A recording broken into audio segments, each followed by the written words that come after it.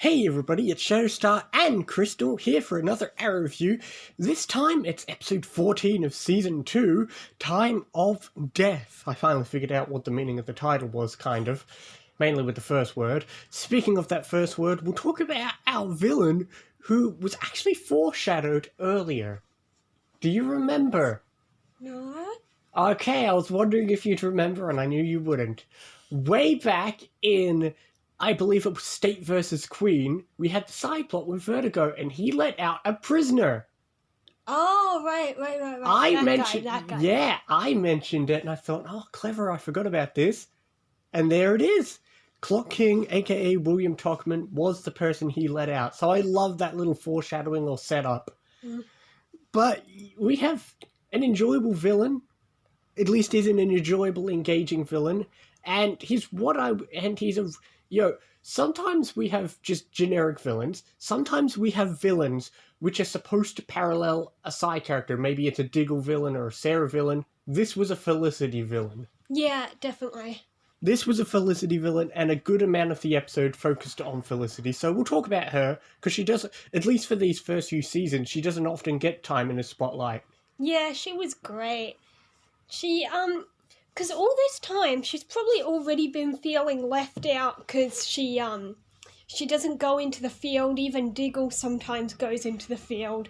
And, but now this new female comes along who can relate to the boys in ways that she can't. And sometimes even do the things that she can. Yeah. Because she was able to analyse that blood because, Sarah's had time on the freighter doing who knows what. Yeah. And their time spent in the Arrow Cave or whatever, they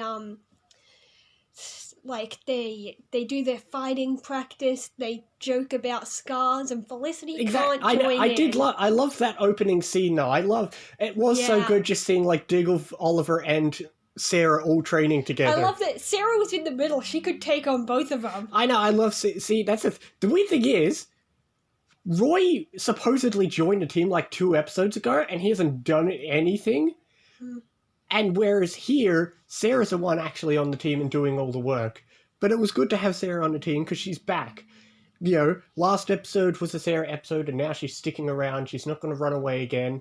So now we can have Sarah on the team. Yeah. So, as well as a Felicity-centric episode, it was still a little bit of a Sarah episode too. And I get that because Sarah can also do things that Felicity does, she's starting to feel kind of useless. Well, we'll get to that. But since we're speaking of Sarah, like we said, she had some moments in the episode, but outside of her being an action fighter, we did, of course, let's talk about the usual problem with the episode, which is Laurel. But to be fair, as stupid as she is, she kind of had a point here.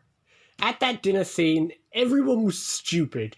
Why Sarah and Oliver thought it would be a good idea for Oliver to go, I don't know. And why Quentin thought, that's the thing, all of them were doing dumb things that she called them out on. Yeah. But then Oliver flat out calls Laurel out. Yeah.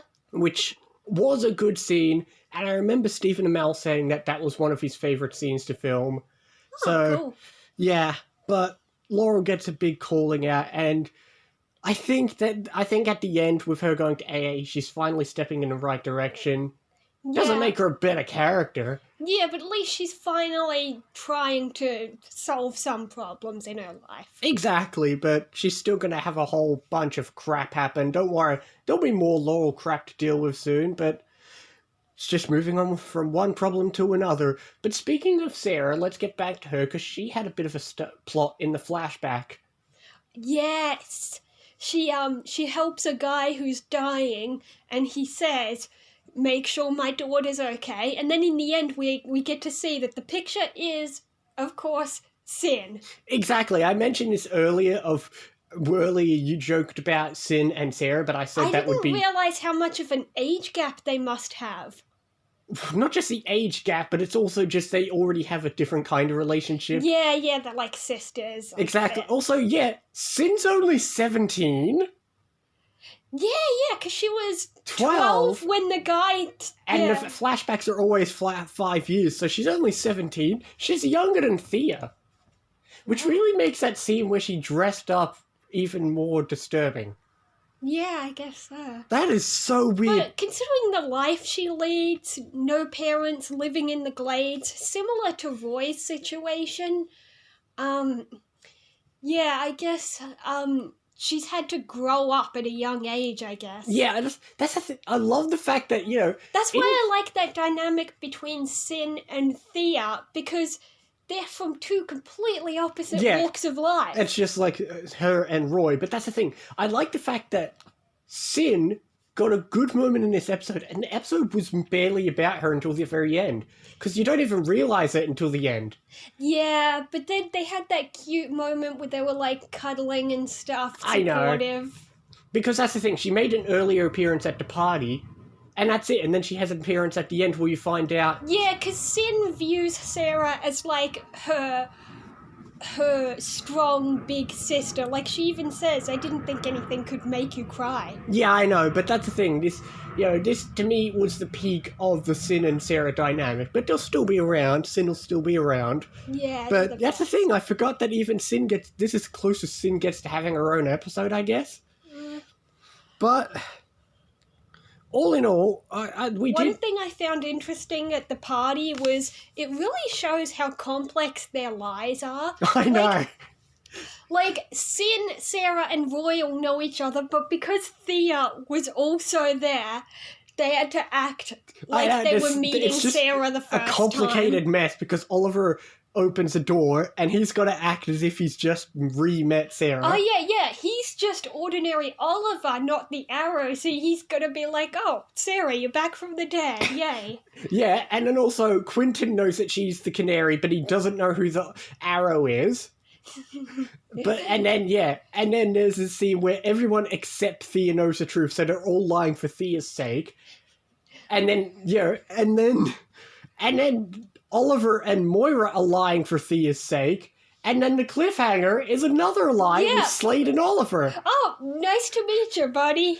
Yeah, we have a cliffhanger, which leads into the next episode, where it turns out Slade Wilson is at the house, which we'll get into that next time, but my goodness, I forgot this episode is filled with lies. It's hilarious. Yeah, it's funny watching them having to pretend and keep track of what everyone knows. But that was pretty much it. The only other really good scene was there was a little bit of a good moment with Quentin and Oliver at the party. I thought you were going to say there's a good moment between Sarah and Felicity when she helped her punch the thing. Oh, that was a good scene too.